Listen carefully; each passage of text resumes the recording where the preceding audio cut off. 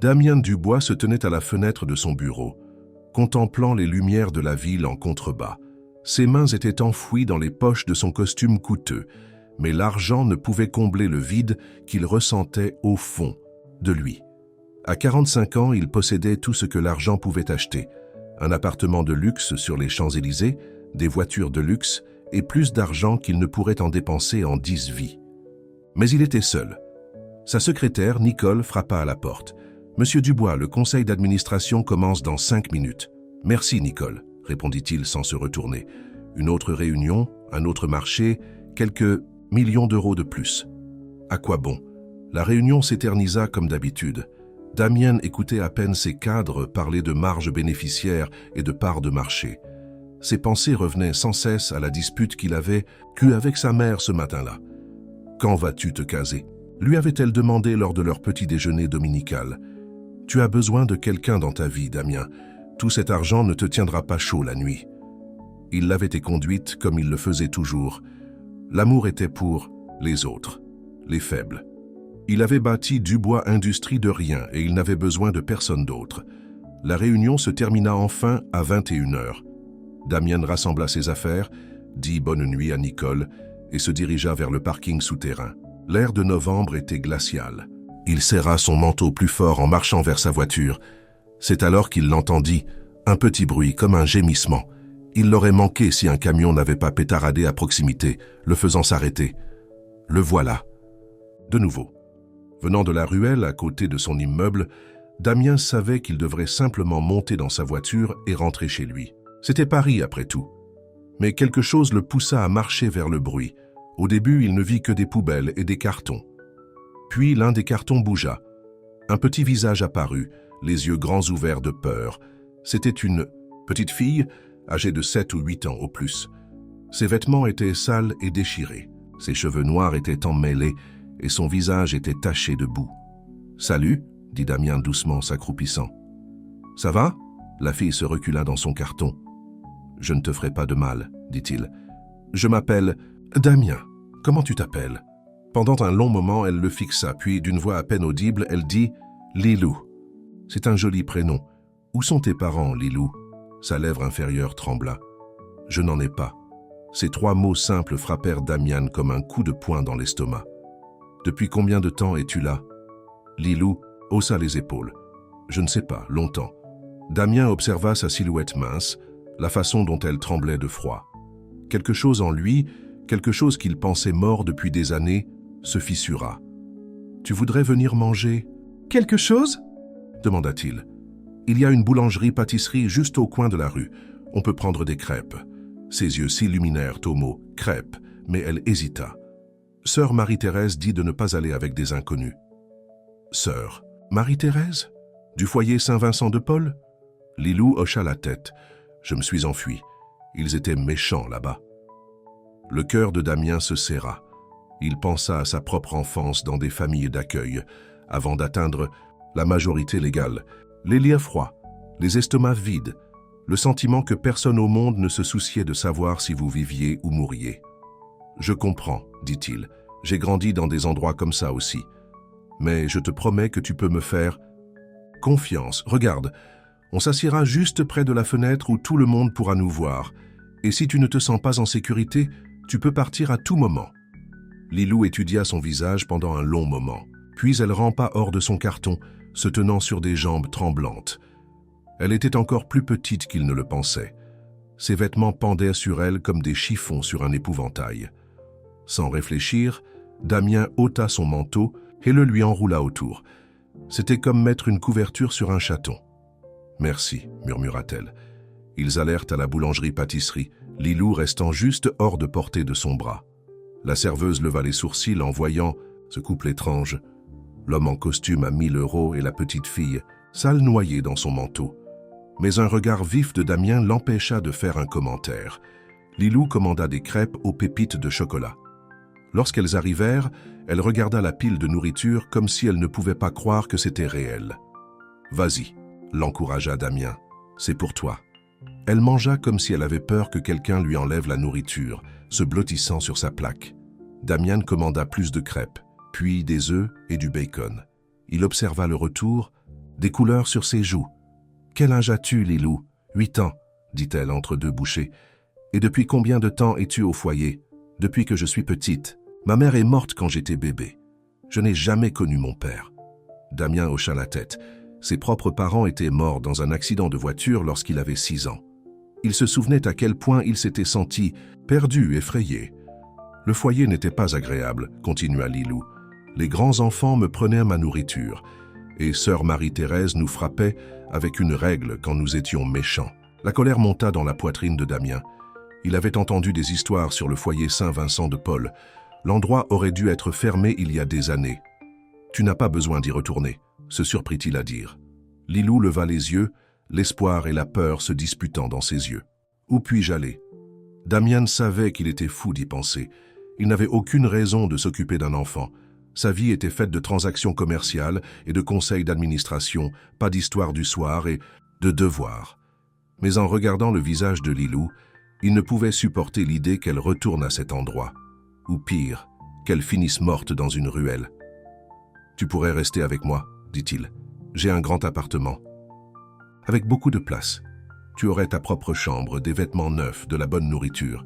Tu serais en sécurité. » Vraiment ? Sa voix était si petite, si pleine d'émerveillement que sa gorge se serra. Vraiment. Mais on devra le faire correctement, par le biais du tribunal. Tu aimerais ça ? Les yeux de Lilou se remplirent de larmes. Personne ne m'a jamais voulu auparavant. Damien tendit la main par-dessus la table et prit sa petite main dans la sienne. Eh bien, je te veux, et je te promets que si tu rentres à la maison avec moi, tu ne seras plus jamais seul. Dès qu'il eut prononcé ces mots, il sut qu'ils étaient vrais. Cette petite fille avait réveillé en lui quelque chose qu'il croyait mort depuis longtemps. La capacité de prendre soin, d'aimer. Ils quittèrent la boulangerie-pâtisserie main dans la main. Lilou était toujours enveloppé dans son manteau, et pour la première fois depuis des années, Damien se sentait vraiment au chaud. Il ne le savait pas alors, mais cette nuit-là changerait à jamais leur vie. En essayant de sauver une petite fille, Damien Dubois finirait par se sauver lui-même. Le lendemain matin, Damien se réveilla au son de sanglots silencieux. Il trouva Lilou blottie sur le canapé où il l'avait laissée la veille, enveloppée de couverture et sanglotant dans son sommeil.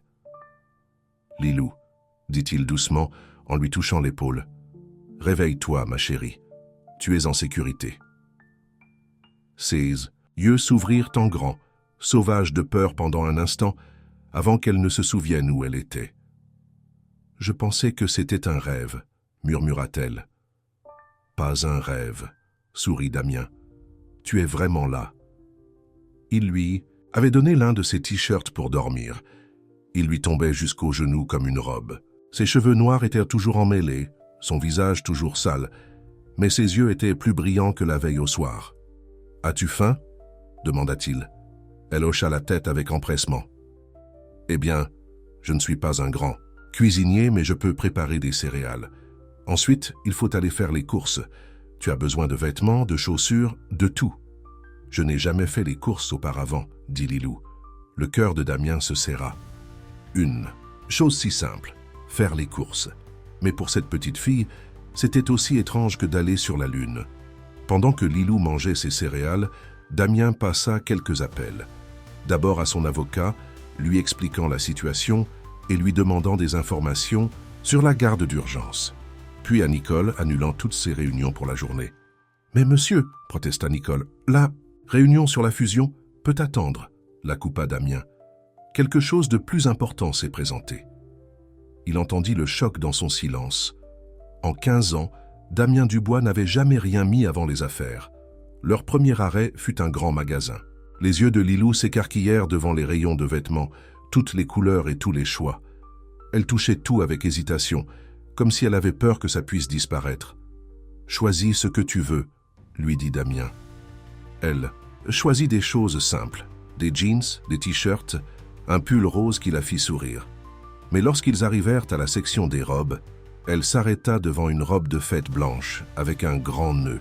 « Elle est jolie, » dit-elle doucement. « Et c'est là, » l'encouragea Damien. Dans la cabine d'essayage, Lilou tourna devant le miroir. La robe était trop grande, tombant sur sa silhouette mince, mais son visage rayonnait. « J'ai l'air d'une princesse, murmura-t-elle. Tu es une princesse, dit Damien, et on va t'acheter cette robe et toutes les autres que tu veux. Ils achetèrent ensuite des chaussures, des baskets pour jouer, des chaussures noires brillantes pour les grandes. Occasions. Puis des bottes d'hiver chaudes car la neige arrivait bientôt. Au jouet club, Lilou fut submergée. Elle n'avait jamais eu de jouet à elle auparavant. Damian la regarda errer dans les allées, touchant tout avec émerveillement. Elle s'arrêta devant un éléphant en peluche. Il était gris et doux, avec des oreilles tombantes et des yeux bienveillants. « Tu aimerais ça ?» demanda Damian. Lilou hocha la tête, serrant l'éléphant contre sa poitrine lorsqu'il le lui tendit. « Je vais l'appeler monsieur. »« Trompe !» déclara-t-elle. « C'est un nom parfait. » Ils chargeaient leurs achats dans la voiture lorsque le téléphone de Damien sonna. C'était son avocat, Jean-Pierre. « J'ai commencé les papiers, » dit Jean-Pierre, « mais il y a un problème. Les hommes célibataires obtiennent rarement l'approbation pour l'adoption, surtout les hommes d'affaires sans expérience, avec les enfants. Le tribunal renverra probablement l'enfant au foyer. »« Non, » dit Damien fermement, regardant Lilou arranger M. Trompe soigneusement sur la banquette arrière. « Ce n'est pas une option. Trouve une solution. » « Eh bien, hésita Jean-Pierre, il y a une possibilité, mais vous n'allez pas aimer. Dis-moi, un mariage blanc. Si vous étiez marié, vos chances de garder la garde augmenteraient considérablement. Les tribunaux préfèrent les structures familiales traditionnelles. » Damien fronça les sourcils. « Tu veux que je me marie? Avec qui? »« Ça n'a pas besoin d'être réel, » expliqua Jean-Pierre. « Juste légal. Je connais plusieurs femmes qui le feraient pour le bon prix. Une fois l'adoption terminée, vous pourrez divorcer discrètement. Tu veux que j'achète une femme? Je veux que vous fassiez tout ce qu'il faut pour garder cette petite fille, à moins que vous ayez des doutes. » Damien regarda à nouveau Lilou. Elle chantait doucement à M. Trompe, une simple chanson sur les éléphants qu'elle devait avoir apprise au foyer. « Pas de doute, » dit-il. « Envoie-moi les détails. » Ils passèrent le reste de la journée à aménager la chambre de Lilou. Damien n'avait jamais utilisé la deuxième chambre de son appartement de luxe. C'était juste un autre espace vide. Mais maintenant, il se remplissait de vêtements et de jouets, prenant vie avec des couleurs et des possibilités. « Est-ce que tout ça est vraiment à moi ?» demanda Lilou, assise sur son nouveau lit avec ses draps violets à papillons. « Tout à toi, » assura Damien, « et personne ne peut te le prendre. » Ce soir-là, après avoir couché Lilou avec M. Trompe, Damien s'assit dans son bureau en regardant le dossier que Jean-Pierre avait envoyé. 3 femmes étaient prêtes à contracter un mariage blanc. Toutes avaient des références impressionnantes. Toutes comprenaient l'arrangement. Toutes signeraient des contrats prénuptiaux blindés. Cela semblait faux, comme s'il essayait d'acheter une famille. Mais lorsqu'il pensa à Lilou retournant à ce foyer, il sut qu'il ferait tout ce qu'il fallait pour l'empêcher. Un petit bruit le fit lever les yeux. Lilou se tenait dans l'embrasure de la porte en pyjama, les larmes aux yeux. « Qu'est-ce qui ne va pas, ma chérie ? » « J'ai fait un mauvais rêve, » sanglota-t-elle. « Puis-je rester avec toi un petit moment ?» Damien ouvrit les bras et elle courut vers lui, se blottissant contre lui. Elle était si petite, si confiante. Comment quelqu'un aurait-il pu la rejeter? « Tu sais quoi ?» dit-il en lui caressant les cheveux. « J'avais aussi de mauvais rêves quand j'avais ton âge. Tu aimerais savoir ce qui m'a aidé. » Elle hocha la tête contre sa poitrine. « J'imaginais construire un fort. Un grand fort, solide, où rien de mauvais ne pouvait entrer. Tu veux en construire un? » Ils utilisèrent des coussins de canapé et des couvertures, créant une grotte dans le salon. Damian trouva une lampe torche, et ils s'assirent à l'intérieur de leur fort en racontant des histoires jusqu'à ce que Lilou s'endorme. En regardant son visage paisible, Damien prit une décision. Il n'épouserait pas une inconnue par convenance. Lilou méritait mieux que ça. Elle méritait une vraie famille, avec un vrai amour. Il se battrait pour elle, quoi qu'il en coûte, car en seulement 2 jours, cette petite fille était devenue tout son monde. Alors qu'il la portait dans son lit, Lilou remua légèrement. « Je t'aime, papa », murmura-t-elle dans son sommeil. Le cœur de Damian s'arrêta. Puis il reprit, plus plein qu'il ne l'avait jamais été. « Je t'aime aussi, princesse », murmura-t-il, et sut que c'était vrai. 1 semaine passa, et Lilou s'épanouit comme une fleur au soleil. Ses joues se remplirent grâce à des repas réguliers. Ses cheveux, maintenant propres et brossés, brillaient comme de la soie noire. Elle souriait davantage, riait davantage, et la peur dans ses yeux commença à s'estomper. Mais leur routine paisible fut brisée un matin lorsque sœur Marie-Thérèse du foyer Saint-Vincent de Paul se présenta au bureau de Damien. « Monsieur Dubois », dit la sœur, son visage sévère marqué de lignes de désapprobation. « Nous devons discuter de Lilou Lefebvre. » Les mains de Damien se resserrèrent sur son bureau. « Il n'y a rien à discuter. Elle reste avec moi.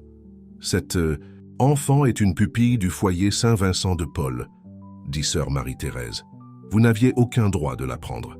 J'avais tout à fait le droit de la sauver de la rue après qu'elle se soit enfuie de vos soi-disant soins, » rétorqua Damien. « Savez-vous où je l'ai trouvée ?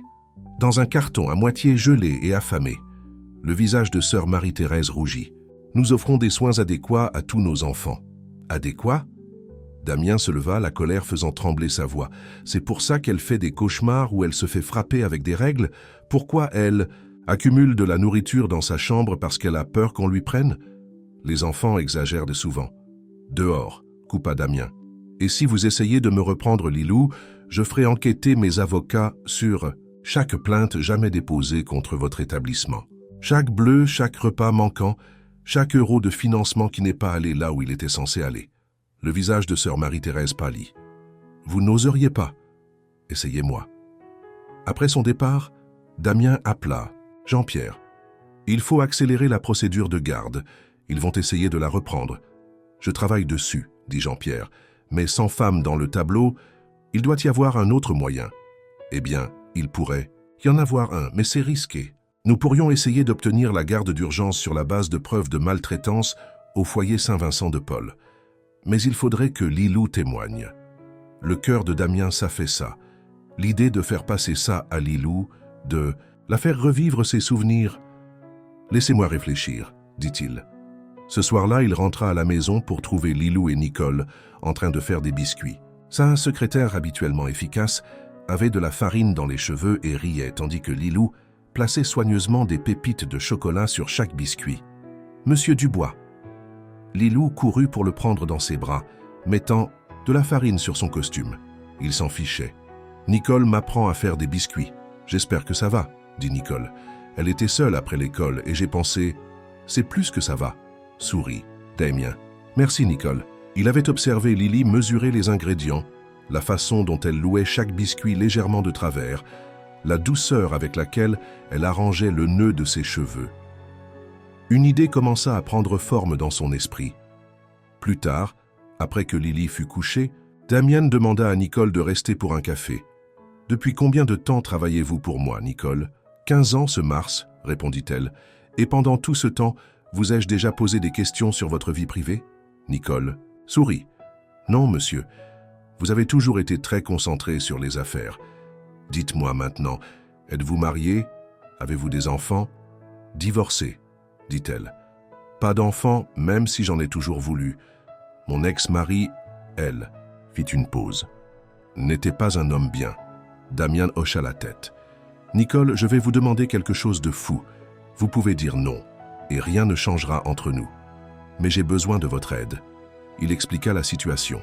La bataille pour la garde, les menaces de sœur Marie-Thérèse, la suggestion de Jean-Pierre concernant le mariage. « Vous voulez m'épouser ?» Les yeux de Nicole s'écarquillèrent. « Un vrai mariage, » dit Damien rapidement. « Pas juste pour le spectacle. Je vous ai observé avec Lily aujourd'hui. Vous êtes merveilleuse avec elle. Elle a besoin d'une mère et moi, » il hésita. « J'ai besoin d'une partenaire. Quelqu'un en qui j'ai confiance. »« Mais vous ne m'aimez pas, » dit Nicole doucement. « Non, » admit Damien. « Mais je vous respecte. J'ai confiance en vous. Et peut-être que l'amour pourrait grandir. » Nicole resta silencieuse longtemps. « Puis-je y réfléchir, bien sûr. » Le lendemain matin, Nicole entra tôt dans son bureau. Son visage était déterminé. « Oui, » dit-elle simplement. « Oui, je vous épouserai. Pour Lily et peut-être pour nous aussi. » Damien sentit quelque chose bouger dans sa poitrine. Nicole avait toujours été là, efficace et loyale. Comment n'avait-il jamais remarqué ses yeux bienveillants, son sourire doux? « Merci, » dit-il doucement. Ils planifièrent une cérémonie simple pour le week-end suivant. Mais d'abord, ils devaient le dire à Lily. Ce soir-là, ils l'installèrent dans le salon. Monsieur Trunk était serré dans ses bras. « Lily, » dit Damien. « Doucement. Comment te sentirais-tu si Nicole venait vivre avec nous ?» Les yeux de Lily s'illuminèrent. « Vraiment? Comme aujourd'hui avec les biscuits? Encore mieux, » sourit Nicole. « Je serai là tout le temps. Tu vois, ton papa et moi allons nous marier. » Le visage de Lily s'affaissa. « Mais qu'en est-il? » « De moi? Vais-je devoir partir? » « Jamais. » Damian la prit sur ses genoux. « Tu es ma fille, Lily. Rien ne changera jamais ça. Nicole ne te remplace pas, elle rejoint notre famille. Elle la rend plus grande, meilleure. » « Comme quand on ajoute des pépites de chocolat supplémentaires aux biscuits ?» demanda Lily. Nicole rit. « Exactement comme ça. » Lily réfléchit un instant, puis tendit la main et prit celle de Nicole. « Tu seras ma maman ?» Les yeux de Nicole se remplirent de larmes. « J'adorerais être ta maman. » Ils s'étreignirent, tous les trois ensemble, et Damien sentit à nouveau ce mouvement dans sa poitrine. Ce n'était pas la famille qu'il avait imaginée, mais c'était peut-être exactement la famille dont ils avaient tous besoin. Ce soir-là, après que Lily fut endormie, Damien trouva Nicole sur le balcon, regardant les lumières de la ville. « Des doutes ?» demanda-t-il. Elle se tourna vers lui, et dans la lumière douce, il vit quelque chose dans son visage qu'il n'avait jamais remarqué auparavant. Une force tranquille, une beauté douce. « Non, » dit-elle, « pour la première fois de ma vie, tout semble juste. » Il prit sa main et ils restèrent ensemble dans un silence confortable. Peut-être que Jean-Pierre avait tort. Peut-être qu'ils n'avaient pas besoin d'un mariage blanc. Peut-être que ce dont ils avaient besoin était là, attendant de fleurir comme Lily, avec le temps, les soins et l'amour. Le mariage fut petit et simple, célébré dans le jardin de l'appartement de luxe de Damien. Lily portait sa robe de fête blanche avec le grand nœud, portant un petit bouquet de roses roses. Nicole portait une robe couleur crème qu'elle avait achetée toute faite, mais elle rayonnait comme une reine. « Tu es magnifique », lui dit Lily, ajustant sa couronne de fleurs pour la 10e fois. « Toi aussi, ma chérie », sourit Nicole, enlaçant « Sa future fille ». Damien les observa ensemble, le cœur rempli. Ce n'est pas comme ça qu'il avait prévu les choses, mais les voir ensemble lui semblait juste. Nicole avait emménagé il y a 2 jours et déjà l'appartement ressemblait davantage à une maison. Il y avait des fleurs, fraîches sur les tables, des repas maison le soir et bien plus de rire. La cérémonie allait commencer lorsqu'un invité inattendu arriva. « Maman ?» dit Damien avec surprise. Marguerite Dubois se tenait dans l'embrasure de la porte, élégante, comme toujours dans son tailleur de créateur. Elle n'avait répondu à aucun des appels de Damien concernant le mariage ou Lily. « Je devais voir par moi-même, » dit Marguerite, regardant autour d'elle avec des yeux critiques. « Mon fils, épousant sa secrétaire et adoptant une enfant des rues. Qu'aurait dit votre père ?» Damien sentit sa mâchoire se tendre. « Le père est parti depuis 20 ans. Et si vous êtes venu ici pour causer des problèmes, c'est qui ?»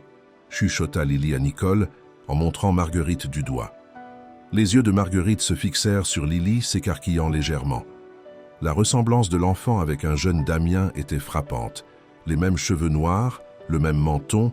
Déterminée, « Je suis ta grand-mère », dit Marguerite d'un ton sec. Le visage de Lily s'illumina. « Je n'ai jamais eu de grand-mère avant. » Elle courut vers Marguerite, lui enlaçant les jambes avant que personne ne puisse l'arrêter. Marguerite resta figée, regardant la petite fille. Puis, lentement, sa main descendit pour toucher les cheveux de Lily. « Tu portes une très jolie robe », dit Marguerite doucement. « Papa me l'a achetée », répondit Lily radieusement. « Tu veux me voir faire une pirouette ?» Sans attendre de réponse, elle tourna sur elle-même, sa robe flottant autour d'elle comme un nuage. Le visage de Marguerite s'adoucit juste un peu. « Tu ressembles à une princesse, dit-elle. C'est ce que dit papa aussi. Tu vas rester pour le mariage ? Nicole a fait un gâteau. » Marguerite regarda Damien, quelque chose d'incertain dans les yeux. Il hocha légèrement la tête. « Je suppose que je pourrais rester un petit moment, dit-elle. La cérémonie fut belle dans sa simplicité. Lily se tenait entre Damien et Nicole, tenant leurs 2 mains pendant qu'ils prononçaient leur « vœux ». Lorsque le juge les déclara mari et femme, Lily acclama plus fort que quiconque. Lors de la petite réception qui suivit, Marguerite observa Lily montrer à sa nouvelle grand-mère toutes ses choses préférées. Monsieur Trunk, ses draps à papillons, les biscuits qu'elle avait appris à faire avec Nicole. « C'est quelque chose, » dit Marguerite à Damien. « Elle l'est, » convint-il. « Elle a tout changé. » « Je le vois. » Marguerite sirota son champagne. « Vous êtes différent aussi. » Plus heureux. Je le suis. Votre père aurait été fier, dit Marguerite, doucement. Pas de votre succès professionnel, bien que cela aussi, mais de cela, de vous être devenu l'homme qu'il a toujours espéré que vous seriez. Damien sentit des larmes lui piquer les yeux. Merci, maman. De l'autre côté de la pièce, Nicole dansait avec Lily, toutes deux riant en tournoyant, sa femme et sa fille. Sa famille. Mais leur bonheur allait bientôt être mis à l'épreuve. Le lendemain matin, Jean-Pierre appela avec de mauvaises nouvelles. Sœur Marie-Thérèse n'avait pas abandonné. Elle avait déposé une plainte auprès de la protection de l'enfance, affirmant que Damien avait enlevé Lily. « Ils envoient quelqu'un pour enquêter », avertit Jean-Pierre. Demain matin, Damien sentit une peur glaciale dans l'estomac. « Mais nous sommes mariés maintenant. Nous sommes une vraie famille. » Ce n'est pas aussi simple. Le mariage semble suspect, trop opportun, trop rapide. Et il y a toujours la question de la façon dont vous avez trouvé Lily. Techniquement, vous auriez dû la signaler aux autorités immédiatement. Elle était terrifiée. Je ne pouvais pas la renvoyer dans cet endroit. Je comprends, dit Jean-Pierre doucement. Mais la loi a des procédures. L'enquêteur voudra vous interroger tous, y compris Lily. Ils vérifieront la maison, vos antécédents, tout. Ce soir-là, après que Lily fut endormie, Damien et Nicole s'assirent sur le balcon pour discuter de leurs options. Peut-être devrions-nous leur dire la vérité, suggéra Nicole. Pourquoi je vous ai vraiment épousé? Non, dit Damien fermement. Cela ne ferait qu'aggraver les choses. Il prit sa main. D'ailleurs, ce n'est plus toute la vérité, n'est-ce pas? Nicole le regarda, ses yeux doux au clair de lune. Non, ce n'est pas le cas. Ils s'étaient mariés pour Lily, mais quelque chose d'autre grandissait entre eux, quelque chose d'inattendu et de précieux. Leur moment fut interrompu par un cri venant de la chambre de Lily. Ils se précipitèrent pour la trouver se débattant dans son lit, prise dans un autre cauchemar. « Non, s'il vous plaît !» cria-t-elle. « Ne me prenez pas !»« Chut ! Bébé, on est là !» Nicole prit Lily dans ses bras tandis que Damien s'asseyait à côté d'elle, caressant les cheveux de Lily. « Je ne veux pas retourner, sanglota Lily. S'il vous plaît, ne les laissez pas me prendre. »« Jamais, promit Damien. Tu es notre fille maintenant. Rien ni personne ne changera jamais ça. » Ils restèrent avec elle jusqu'à ce qu'elle se rendorme, serrant M. Trunk et leurs deux mains. « Nous allons les combattre, » dit Nicole doucement, « quoi qu'il en coûte. » Damien hocha la tête. Il avait construit son empire commercial à partir de rien, affrontant concurrents et critiques. Mais c'était différent. C'était une question d'amour, de famille, d'une petite fille qui avait déjà trop perdu. Demain, les enquêteurs viendraient. Ils devraient prouver que leur famille inhabituelle était réelle, que leur amour était authentique. Et d'une manière ou d'une autre, ils devraient protéger Lily de revivre les traumatismes de son passé. Regardant sa fille endormie, Damien fit un vœu silencieux. Il bougerait ciel et terre pour garder sa famille unie. Parce que certaines choses valaient la peine de se battre. Et cela, c'était tout. L'enquêteur des services de protection de l'enfance arriva exactement à 9 heures le lendemain matin. Elle s'appelait Madame Rousseau, et son visage était aussi gris et sérieux que son tailleur. « Je devrais vous parler séparément, » dit-elle, installant son ordinateur portable sur la table de la salle à manger. En commençant par l'enfant, Damien sentit Lily serrer sa main plus fort. « Je veux rester avec papa, » chuchota-t-elle. Madame Rousseau secoua la tête. « Je dois parler à Lily seule, c'est la procédure. » Nicole s'agenouilla à côté de Lily. « Souviens-toi de ce dont on a parlé, ma chérie? Dis juste la vérité, on sera juste dehors. » Lily hocha la tête courageusement, bien que sa lèvre inférieure tremble. Monsieur Trunk était serré contre sa poitrine alors qu'elle s'asseyait en face de Madame Rousseau. En attendant dans le couloir, Damien et Nicole pouvaient entendre la petite voix de Lily répondre aux questions. De temps en temps, sa voix se brisait et Damien devait lutter contre l'envie de faire irruption. « Qu'est-il arrivé à Saint-Vincent-de-Paul qui vous a fait fuir ?» entendirent-ils Madame Rousseau demander. « Ils étaient méchants, » dit Lily. « Sœur Marie-Thérèse nous frappait quand on était méchants, et les grands enfants me prenaient ma nourriture. En avez-vous parlé à quelqu'un? Personne n'a écouté. Ils ont dit que j'inventais des choses. » Il y eut une pause, puis Madame Rousseau demanda « Et comment avez-vous rencontré Monsieur Dubois ?»« Papa m'a trouvé alors que je me cachais dans une boîte. Il m'a acheté des crêpes et m'a donné son manteau parce que j'avais froid. Personne ne m'avait jamais fait de gentilles choses auparavant. Et maintenant, Vous vivez ici avec lui et... Votre nouvelle mère? Nicole est la meilleure maman du monde. La voix de Lily s'éclaircit. Elle m'apprend à faire des biscuits, elle me lit des histoires, et elle vérifie sous mon lit pour voir s'il y a des monstres. Et quand j'ai des mauvais rêves, elle et papa viennent tous les deux et me font sentir en sécurité. Après ce qui sembla des heures, Madame Rousseau appela Nicole ensuite. Damien serra Lily contre lui pendant que Nicole entrait pour son entretien. « J'ai bien fait, papa ?» demanda Lily. « Tu as été parfaite, princesse. » À l'intérieur, Madame Rousseau examinait les antécédents de Nicole. « Vous étiez la secrétaire de Monsieur Dubois pendant 15 ans avant votre mariage soudain. Cela ne vous semble pas inhabituel. » Nicole s'assit droite sur sa chaise. « L'amour n'est pas toujours soudain, Madame Rousseau. Parfois, il grandit, lentement, jour après jour, jusqu'à ce que quelque chose vous fasse enfin voir ce qui était là depuis toujours. Et ce quelque chose était une enfant sans abri qui avait besoin de 2 parents pour une adoption légale. Ce quelque chose était de voir l'homme que je connaissais depuis 15 ans ouvrir son cœur à une petite fille qui avait besoin de lui, de le voir devenir le père qu'il était toujours destiné à être. » La voix de Nicole était ferme. « Lily nous a montré à tous les deux ce que nous pouvions être. Pas seulement des personnes efficaces, mais vraiment heureuses. Quand ce fut le tour de Damien, Madame Rousseau ne perdit pas de temps en politesse. « Monsieur Dubois, votre belle-mère de Saint-Vincent-de-Paul, affirme que vous avez enlevé Lily. »« Je l'ai sauvée, » corrigea Damien. « Elle vivait dans un carton, affamée et effrayée. Aurais-je dû la laisser là? Vous auriez dû contacter les autorités pour qu'elles la renvoient pour être maltraitée. J'ai fait un choix ce soir-là, protéger une enfant qui avait besoin de moi. Tout le reste, y compris cette enquête, est passé après sa sécurité. Madame Rousseau tapa quelque chose sur son ordinateur portable. Votre mariage avec Nicole Thompson semble très opportun. »« Rien dans l'amour n'est opportun, » dit Damien. « Nicole et moi avons construit quelque chose de réel, quelque chose qui a commencé par prendre soin de Lily, mais qui est devenu beaucoup plus que ça. Nous sommes une famille assez non conventionnelle. Les meilleurs le sont généralement. » Après les entretiens, Madame Rousseau demanda à voir la chambre de Lily. Elle examina tout, les vêtements dans le placard, les jouets sur les étagères, les dessins collés au mur. Elle a porté une attention particulière à un portrait de famille que Lily avait dessiné, la montrant se tenant la main avec Damien et Nicole sous un soleil souriant. « Je dois faire mon rapport, » dit enfin Madame Rousseau. « Le tribunal prendra la décision finale concernant la garde. » Alors qu'elle rangeait ses affaires, Lily courut soudainement vers elle. « S'il vous plaît, ne me prenez pas, » supplia-t-elle, les larmes coulant sur son visage. « Il m'aime. Personne ne m'a jamais aimé auparavant. » Madame Rousseau fit une pause, regardant le visage suppliant de Lily. Pour la première fois, son masque professionnel se brisa légèrement. « J'inclurai tout ce que j'ai vu dans mon rapport, » dit-elle doucement. Puis, lançant un coup d'œil à Damien et Nicole, elle ajouta « tout ».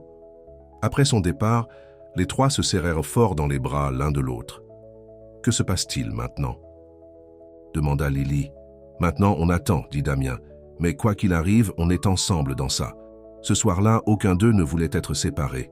Ils construisirent un autre fort dans le salon, plus grand que le premier, avec toutes les couvertures et les oreillers préférés de Lily. « Raconte-moi une histoire, » dit Lily, blottie entre eux. « Il était une fois, » commença Nicole, « un roi très solitaire qui vivait dans une haute tour, comme le bureau de papa, » interrompit Lily. « Exactement. Il avait tout ce que l'argent pouvait acheter, mais son cœur était vide. Jusqu'au jour où il trouva une petite princesse qui avait besoin d'un foyer, et une reine qui était là depuis toujours, » ajouta Damien doucement, prenant la main de Nicole. Ils s'endormirent là dans le fort, une famille liée non par le sang, mais par quelque chose de plus fort, l'amour, la confiance et la détermination farouche à rester ensemble. Le lendemain matin, Marguerite Dubois arriva de nouveau sans prévenir.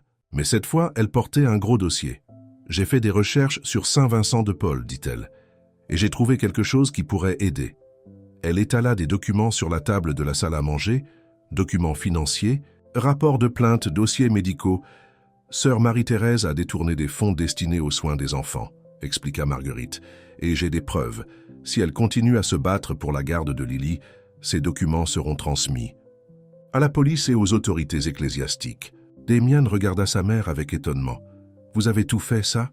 Marguerite renifla. « Personne ne menace ma petite fille. » Lilou, qui écoutait depuis l'entrée, accourut pour prendre Marguerite dans ses bras. Cette fois, Marguerite la serra dans ses bras sans hésitation. « Voyez ?» dit Lilou. « Je vous avais dit qu'avoir une grand-mère, c'était le meilleur. » Les yeux de Marguerite croisèrent ceux de Damien par-dessus la tête de Lilou.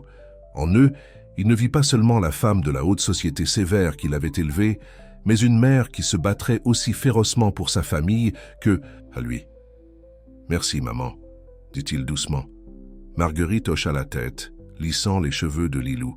« La famille protège la famille, c'est ce que nous faisons. » Une semaine après la visite de Marguerite, sœur Marie-Thérèse se présenta chez Dubois. Industrie. Elle n'était pas seule. « Voici le père Thomas du diocèse de Paris, » dit-elle, faisant un geste vers le prêtre âgé à côté d'elle. « Nous devons discuter des accusations que vous avez portées. » Damian s'adossa à sa chaise, gardant son visage calme bien que son cœur battait la chamade. « Je n'ai porté aucune accusation. Pas encore. » « Ces documents que votre mère a découverts. » La voix de sœur Marie-Thérèse tremblait de colère. « Ce sont des mensonges. L'Église prend ces questions très au sérieux, » dit le père Thomas calmement. « Faute financière, négligence d'enfants, ce sont des accusations graves. J'ai des preuves, » dit Damien. « Relevés bancaires, témoignages, dossiers médicaux des enfants qui étaient sous vos soins. » Le visage de sœur Marie-Thérèse devint rouge. « Vous essayez de me faire chanter ?»« Non, » Damien se leva. « J'essaie de protéger ma fille et tous les autres enfants sous vos soins. » Monsieur Dubois, le père Thomas leva la main. « Peut-être pouvons-nous trouver une solution qui serve les intérêts de tous. J'écoute. Si sœur Marie-Thérèse retire sa plainte concernant la garde de Lilou, seriez-vous prêt à garder ces documents confidentiels ?» Damien secoua la tête. « Pas assez bien. Je veux que le foyer Saint-Vincent de Paul fasse l'objet d'une enquête. Je veux que des changements soient apportés. Aucun autre enfant ne devrait souffrir de ce que Lilou a subi. » Le père Thomas hocha lentement la tête. « Cela semble raisonnable. »« Père, » protesta sœur Marie-Thérèse. « Assez, sœur. » La voix du père Thomas était douce, mais ferme. « Peut-être est-il temps pour vous d'envisager la retraite. L'Église peut gérer l'enquête en interne. » Les épaules de sœur Marie-Thérèse s'affaissèrent de défaite. « Et la fille ? Lilou reste avec nous, » dit Damien. « Ce n'est pas négociable. » Après leur départ, Damien appela Nicole pour lui annoncer la nouvelle. « C'est fini. Ils abandonnent le litige sur la garde. »« Dieu merci, » soupira Nicole. « Lilou va être si heureuse. Elle a de nouveau fait des cauchemars. Comment va-t-elle aujourd'hui ? Mieux. Votre mère l'a emmenée faire du shopping pour ses fournitures scolaires. Vous y croyez ? Marguerite Dubois, achetant des crayons et des boîtes à déjeuner. » Damien sourit, se souvenant comment sa mère avait changé depuis sa rencontre avec Lilou. La reine des glaces fondait, un crayon à la fois, mais leur célébration était prématurée. Cet après-midi-là, Jean-Pierre appela avec une nouvelle inquiétante. « Quelqu'un a posé des questions sur le passé de Nicole, » dit-il, plus précisément sur son ex-mari. Damien sentit son estomac se contracter. « Quel genre de questions ?» Les questions dangereuses. « Je pense qu'il l'a retrouvée. Nicole n'avait jamais beaucoup parlé de son ex-mari, Thomas Bernard. Damien savait seulement qu'il avait été violent, que Nicole avait fui dans la nuit avec seulement les vêtements qu'elle portait. Quand il rentra chez lui ce soir-là, il trouva Nicole dans la cuisine, aidant Lilou avec ses devoirs. Les ans avaient l'air si paisible, si heureuse. La pensée que quelqu'un menace cette paix le fit bouillir de rage. « Nicole, » dit-il après que Lilou soit allée au lit, « nous devons parler de Thomas. » Elle pâlit. « Comment savez-vous que... »« Je parle de Thomas. Jean-Pierre a appelé, il a posé des questions sur toi. » Nicole s'affaissa sur une chaise tremblante. « Il ne peut pas me trouver. Il ne peut pas. » Damien prit ses mains dans les siennes. Elles étaient glacées. « Dis-moi tout. » L'histoire sortit par bribes. Les coups, les menaces, la façon dont Thomas avait contrôlé tous les aspects de sa vie. Elle avait changé de nom, déménagé à travers le pays, construit une nouvelle vie. « C'est pourquoi je suis devenue votre secrétaire, » avoua-t-elle. « Vous étiez puissant, prospère. Je pensais que je serais en sécurité. Tu es en sécurité. » Damien la serra dans ses bras. « Je ne le laisserai pas te faire de mal. »« Tu ne le connais pas, » murmura Nicole. « Il est fou. S'il découvre Lilou, écoute-moi. » Damien prit son visage dans ses mains. Tu es ma femme, la mère de Lilou. Nous allons te protéger, tout comme tu nous as protégés. » Une petite voix vint de l'entrée. « Maman, tu pleures ?» Lilou se tenait là dans son pyjama à papillons, Monsieur Mal derrière elle. Nicole essuya rapidement ses yeux. « Je vais bien, ma chérie. Je parlais juste à papa. » Mais Lilou était trop perspicace. Elle grimpa sur les genoux de Nicole en roulant ses petits bras autour de son cou. « Ne sois pas triste, maman. Quand je suis triste, toi et papa vous arrangez les choses. Maintenant, on va t'arranger. » Nicole serra Lilou fort, de nouvelles larmes tombant. « Ma fille courageuse, ma précieuse, ma fille courageuse. » Damian les regardait, l'amour et une protection féroce remplissant sa poitrine. Elles étaient sa famille, son monde entier, et il bouleverserait le ciel et la terre pour les protéger. Le lendemain matin, il utilisa toutes les faveurs qu'il avait. Détective privé, société de sécurité, avocat, quiconque pouvait aider à protéger sa famille. Marguerite se joignit à l'effort, utilisant ses relations mondaines pour recueillir des informations sur le lieu où se trouvait.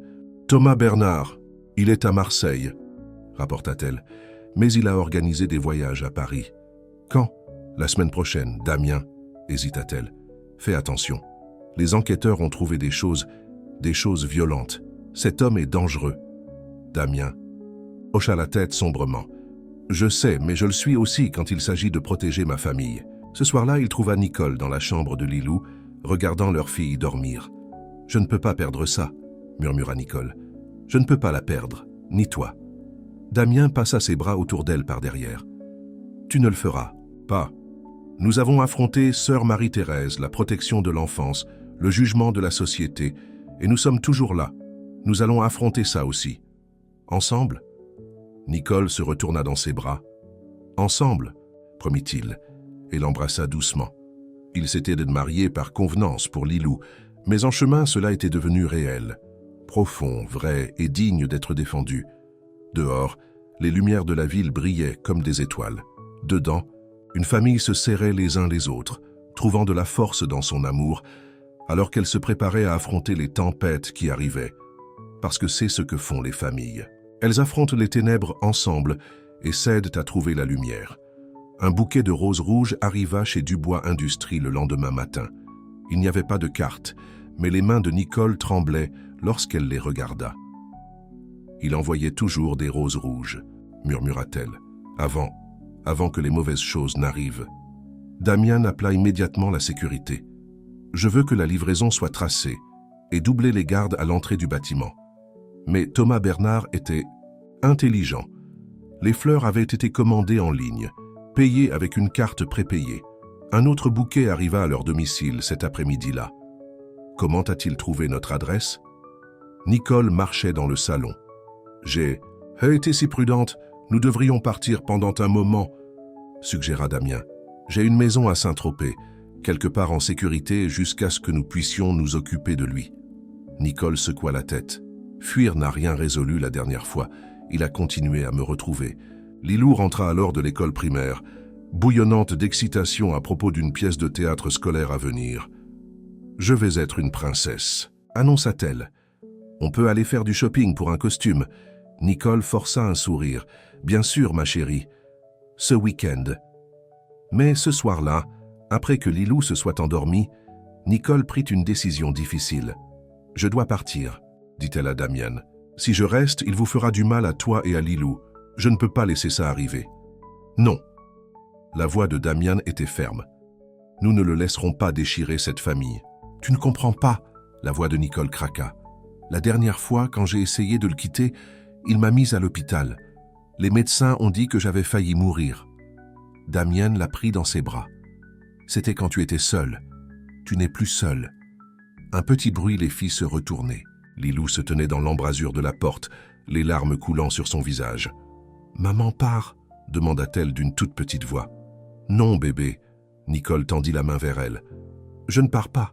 J'avais juste peur, mais papa m'a rappelé que nous sommes plus forts ensemble. » Lilou grimpa sur leurs genoux. « C'est à cause du méchant. Je vous ai entendu parler. Il t'a fait du mal avant. » Nicole caressa les cheveux de Lilou. « Il y a longtemps, mais c'est fini maintenant. Est-ce qu'il est allé en prison? Non, ma chérie, il ne l'a pas fait. » Le visage de Lilou prit une expression déterminée qui ressemblait à celle de Damien. Alors, on doit le mettre en prison. C'est là que vont les méchants, de la bouche des enfants. Damien et Nicole se regardèrent, réalisant que Lilou avait raison. Le lendemain matin, Damien appela Jean-Pierre. « Je veux porter plainte contre Thomas Bernard. Tout ce qui peut tenir agression, harcèlement, menace, ce ne sera pas facile, avertit Jean-Pierre. Ces affaires se résument souvent à un « il a dit, elle a dit ». Pas cette fois. Marguerite Dubois entra dans le bureau de Damien, portant un autre dossier. J'ai trouvé ces autres victimes, 3 ex-petites amies avant Nicole, toutes avec des dossiers médicaux, des rapports de police, des ordonnances de protection. « Maman, comment avez-vous ? J'ai mes méthodes », renifla Marguerite. « Personne ne menace ma famille. Ils ont apporté les preuves au procureur, des photos des blessures de Nicole il y a des années, des déclarations d'autres. Femmes, le comportement de harcèlement récent. Mais avant que le procureur ne puisse agir, Thomas passa à l'acte. C'était un mardi normal. Nicole allait chercher Lilou à l'école, comme toujours. Alors qu'elles se dirigèrent vers la voiture, un homme sortit de derrière un arbre. « Bonjour, Nicole, » dit-il doucement. « Tu as l'air bien. » Nicole poussa Lilou derrière. « Thomas. » Il avait l'air plus âgé, plus gris, mais ses yeux étaient les mêmes, froids et en colère. « Je ne m'attendais pas à te trouver à jouer aux familles heureuses. Un mari millionnaire, un enfant, tu t'es bien débrouillé. Laisse-nous tranquilles. » La voix de Nicole tremblait. « Maintenant, est-ce une façon de parler à ton vrai mari ?»« Tu n'es pas son mari !» cria Lilou. « Mon papa, c'est lui !» Le visage de Thomas s'assombrit. « Tais-toi, petite, éloignez-vous de ma famille. » La voix de Damien brisa la tension. Il se tenait à la porte de l'école et il n'était pas seul. 2 policiers le flanquaient. « Monsieur Bernard, » dit un policier, « nous avons un mandat d'arrêt contre vous. » La main de Thomas se dirigea vers sa poche. « Vous pensez que c'est fini ? Elle m'appartient. » Tout s'est passé vite ensuite. Thomas sortit un couteau. Les policiers sortirent leurs armes. Lilou cria. Mais avant que personne ne puisse bouger, un sac à main lourd vola dans les airs, frappant Thomas à l'arrière de la tête. Il trébucha, laissant tomber le couteau. Marguerite Dubois se tenait là, son sac à main de créateur toujours levé. « Je savais que ces lingots d'or seraient utiles, » a dit-elle calmement. Les policiers s'attaquèrent à Thomas, le menottant tandis qu'il criait des menaces et des insultes. « Vous allez bien ?» Damien rassembla Nicole et Lilou dans ses bras. « Nous allons bien maintenant, » dit Nicole, regardant la voiture de police s'éloigner avec Thomas à l'arrière. Ce soir-là, ils eurent une réunion de famille dans leur fort de couverture. Monsieur Malle était assis à la place d'honneur pendant qu'ils discutaient de ce qui s'était passé. « Est-ce que le méchant va en prison ?» demanda Lilou. « Oui, princesse, » lui assura Damien. « Pendant longtemps. Bien. » Lilou serra Nicole dans ses bras. « Maintenant, maman n'a plus besoin d'avoir peur. » Nicole embrassa la tête de sa fille. « Je n'ai pas peur, tu sais pourquoi ? Parce que j'ai la meilleure famille du monde qui me protège. N'oubliez pas, grand-mère, » gloussa Lilou. Elle l'a frappé avec son sac à main comme une super-héroïne. Ils rirent tous, même Marguerite, qui avait insisté pour rester, au cas où. Plus tard, après que Lilou se soit endormie dans son propre lit, Damien trouva Nicole sur le balcon. « Un sou pour vos pensées ?» Elle sourit. « Je pensais juste à cette première nuit quand tu as trouvé Lilou. Comme elle avait peur et était seule. Comme j'avais peur et été seule pendant tant d'années. Et maintenant je sais ce qu'est le vrai amour, ce qu'est la famille. » Elle toucha son visage. « Je t'ai peut-être épousée pour aider à sauver Lilou, mais en chemin, tu nous as tous sauvés, » termina Damien, la rapprochant de lui. Ils se tenaient ensemble sous les étoiles, plus forts pour avoir affronté leurs démons, plus amoureux pour avoir mené leur combat côte à côte. Dedans, leur fille dormait paisiblement, n'étant plus hantée par les cauchemars. En bas, des agents de sécurité veillaient, s'assurant qu'aucun autre visiteur indésirable ne menacerait leur paix. Et dans sa chambre d'amis, Marguerite Dubois sourit en vérifiant les lourds lingots d'or dans son sac à main. Au cas où, parce que c'est ce que font les grands-mères, elles protègent les leurs, avec les armes qu'elles ont à portée de main. 3 mois après l'arrestation de Thomas, la vie s'était installée dans une nouvelle normalité. Les cauchemars, ceux de Lilou et de Nicole, venaient moins fréquemment. Les journalistes étaient passés à d'autres histoires. Même Marguerite était retournée à contre-cœur chez elle, bien qu'elle vienne toujours dîner 3 fois par semaine. Puis un matin, Lilou posa une question qui changea tout. « Puis-je avoir un petit frère ?» Damien s'étouffa avec son café. Nicole se figea avec une crêpe à mi-chemin de l'assiette de Lilou. « Qu'est-ce qui t'a fait penser à ça ?» demanda Nicole prudemment. « Jenny à l'école vient d'avoir un petit frère, » dit Lilou. « Elle dit que c'est comme avoir une vraie poupée vivante. S'il te plaît, je promets que je vais aider à m'en occuper. » Damien et Nicole échangèrent des regards. Ils n'avaient pas discuté d'enfants. Leur mariage avait commencé comme un arrangement, même s'il était devenu un véritable amour. Un bébé serait une énorme étape. « Nous y réfléchirons, » dit enfin Damien. Mais l'idée avait été semée. Ce soir-là, après que Lilou se soit endormi, ils ont parlé. « J'ai toujours voulu plus d'enfants, » avoua Nicole. « Mais après Thomas, j'avais peur de même en rêver. Et maintenant ?» Elle sourit. « Maintenant, je n'ai plus peur. Mais toi, tu n'avais jamais prévu d'avoir des enfants avant Lilou. Lilou a tout changé, » dit Damien doucement. « Elle m'a montré ce qui me manquait. Et te voir avec elle. Tu es une mère incroyable, Nicole. » Ils ont décidé d'essayer. Mais après 6 mois sans succès, ils ont consulté un médecin, la nouvelle n'était pas bonne. « Les blessures de ton ex-mari, » dit le médecin doucement à Nicole. « Elles ont laissé beaucoup de cicatrices internes. La grossesse serait très difficile, voire impossible. » Nicole a pleuré tout le chemin du retour. Damien lui tenait la main, se sentant impuissant. « Je suis désolé, » murmura-t-elle. « J'aurais dû te le dire avant notre mariage. À propos de ne pas pouvoir, à propos d'être brisé. » Hé ! Damien arrêta la voiture et se tourna vers elle. « Tu n'es pas brisée. Tu es la personne la plus forte et la plus belle que je connaisse. Et nous avons déjà une famille parfaite. Mais la tristesse de Nicole a affecté tout le monde. Lilou a remarqué les yeux rouges et les humeurs silencieuses de sa mère. « Est-ce que j'ai rendu maman triste ?» demanda-t-elle à Damien. « En demandant un frère ? Non, princesse. Maman est juste un peu triste parce que parfois les grands veulent des choses qu'ils ne peuvent pas avoir. » Lilou y a réfléchi. Le lendemain, elle est rentrée de l'école avec un dessin. Ils montraient leur famille. Damien, Nicole, Lilou, Marguerite et Monsieur Mal, tous se tenant la main. « Voyez, » expliqua-t-elle, « on n'a pas besoin d'un bébé. On a déjà la meilleure famille. » Nicole serra sa fille fort contre elle, pleurant à nouveau, mais cette fois avec le sourire. Ce week-end-là, Marguerite les invita tous à sa maison de campagne. Alors qu'ils se promenèrent dans le jardin, elle eut une suggestion. « Avez-vous envisagé l'adoption ? Il y a tellement d'enfants qui ont besoin d'un foyer, des enfants comme Lilou. » Nicole et Damien s'échangèrent un « Regard, il n'y avait pas pensé. »« Le système est défaillant, » dit Damien. « On l'a vu avec Lilou et le foyer Saint-Vincent de Paul. »« Alors réparez-le, » répondit Marguerite simplement. « Vous avez l'argent, l'influence. Au lieu de combattre le système, changez-le. » L'idée fit son chemin. Au cours des semaines suivantes, Damien fit toutes les recherches possibles sur le système de placement familial. Il parla à des experts, étudia des programmes réussis dans d'autres pays. Puis il convoqua un conseil d'administration chez Dubois Industries. « Je veux créer une nouvelle division, » annonça-t-il. « La Fondation Dubois pour l'enfance. Nous travaillerons à la réforme du système de placement familial, soutiendrons les familles d'accueil et veillerons à ce qui s'est passé au foyer Saint-Vincent de Paul ne se reproduise jamais. » Les membres du conseil d'administration se remirent mal à l'aise. Ce n'était pas leur type habituel d'entreprise. « Ça ne rapportera pas d'argent, » avertit un administrateur. « Ou n'est pas une question d'argent, » répliqua Damien.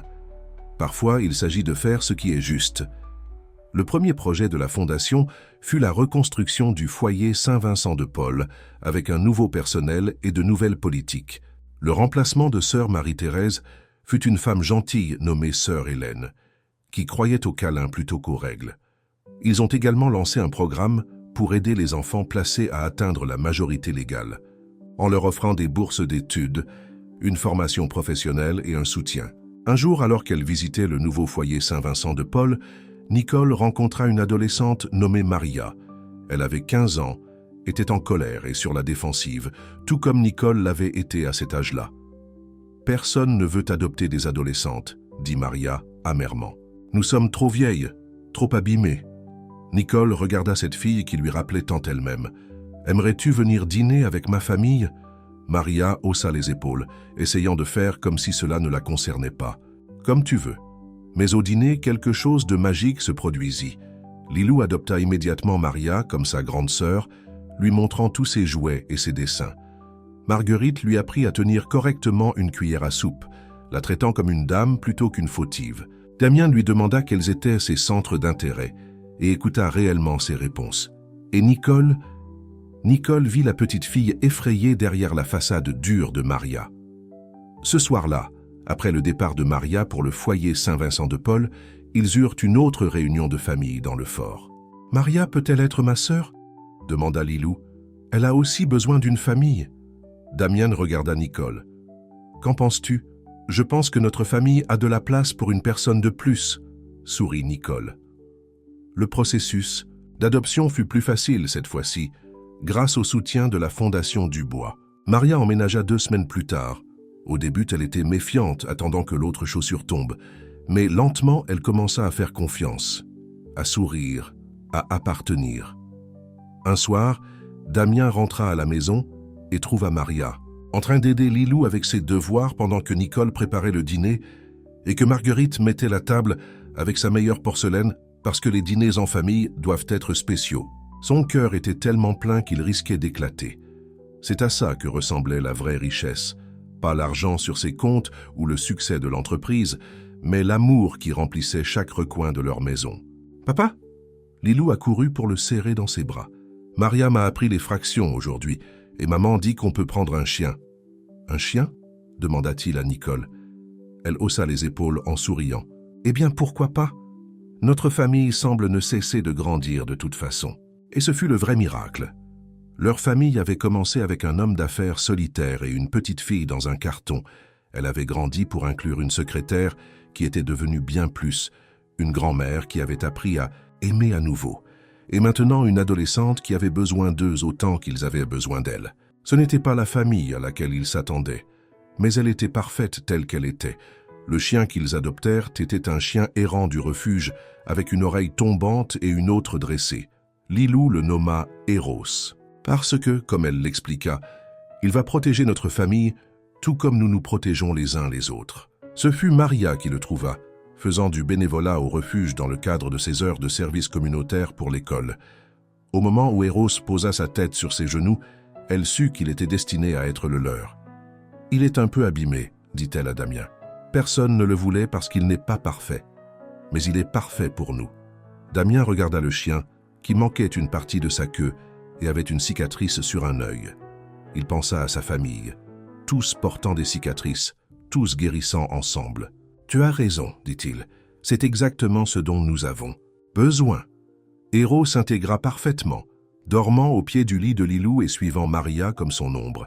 Il a même conquis Marguerite, malgré ses préoccupations initiales concernant les poils de chien sur ses vêtements de créateur. « Eh bien, dit-elle en reniflant, grattant derrière les oreilles d'Eros, au moins il a bon goût. Il sait reconnaître la qualité quand il en voit. » La vie s'installa dans un nouveau rythme. Les matins étaient chaotiques, tout le monde se préparant pour l'école et le travail. Maria a eu son premier petit ami, ce qui a donné des cheveux gris à Damien et à Nicole, de nombreuses occasions de partager des conversations mère-fille. Lilou excellait à l'école, surtout en cours d'art, où ses portraits de famille comprenaient désormais Eros. La Fondation Dubois apportait de réels changements au système de placement familial. De plus en plus de familles adoptaient des enfants plus âgés, inspirés par l'histoire de Maria. Le nouveau foyer Saint-Vincent-de-Paul est devenu un modèle pour d'autres foyers, l'approche aimante de sœur Hélène changeant des vies. Mais leur bonheur a été mis à l'épreuve lorsque le père biologique de Maria est soudainement apparu. Il s'est présenté à son école un jour, un homme nommé Carlos Martinez, qui avait passé les 10 dernières années en prison. « C'est ma fille », a-t-il dit au directeur, « j'ai des droits. » Maria est rentrée à la maison ce jour-là, tremblante. « Je ne veux pas le voir, je ne veux rien avoir à faire avec lui. Tu n'y es pas obligé, » l'a rassuré Nicole en la serrant, fort dans ses bras. Mais Carlos était persistant. Il a engagé un avocat affirmant qu'il voulait faire amende honorable. « J'ai changé. Qu'en a-t-il dit à Damien lorsqu'ils se sont rencontrés ? Je veux connaître ma fille. » Damien a étudié l'homme de l'autre côté de son bureau. Il a vu un véritable regret là, mais aussi quelque chose d'autre, le désespoir. « Ce n'est pas une question de Maria, n'est-ce pas ?» a demandé Damien. « Que voulez-vous vraiment ?» Carlos s'est affaissé sur sa chaise. « Je suis en difficulté. Je dois de l'argent à de mauvaises personnes. J'ai pensé... » Peut-être. Vous pensiez que je vous paierais pour que vous vous teniez loin d'elle? Ne le feriez-vous pas? Pour protéger votre famille? Damien s'est penché en avant. Oui, je le ferai. Mais ce n'est pas ce qui va se passer ici. Au lieu de cela, je vais vous faire une offre. Il a exposé sa proposition. La Fondation Dubois aiderait Carlos. Formation professionnelle, conseil, un nouveau départ. Mais il y avait des conditions. Vous vous tiendrez loin de Maria jusqu'à ce qu'elle soit prête à vous voir. Si c'est jamais le cas, vous respecterez son choix. Et vous vous débarrasserez de vos problèmes, resterez propre et vous ferez quelque chose de vous-même. Pourquoi m'aideriez-vous? Parce que vous faites partie de l'histoire de Maria, même si vous ne faites pas partie de sa vie pour le moment. Et parce que tout le monde mérite une seconde chance. Lorsque Damien a raconté l'arrangement à Maria, elle est restée silencieuse longtemps. Tu n'es pas en colère que je ne veuille pas le voir? Non, ma chérie. La famille, c'est l'amour, pas le sang. Tu choisis qui tu veux dans ta vie. Maria l'a serré fort dans ses bras. J'ai déjà le meilleur père du monde. Ce soir-là, ils ont fait la fête. Sans raison particulière, juste parce qu'ils étaient ensemble. Nicole et Lilou ont fait des biscuits.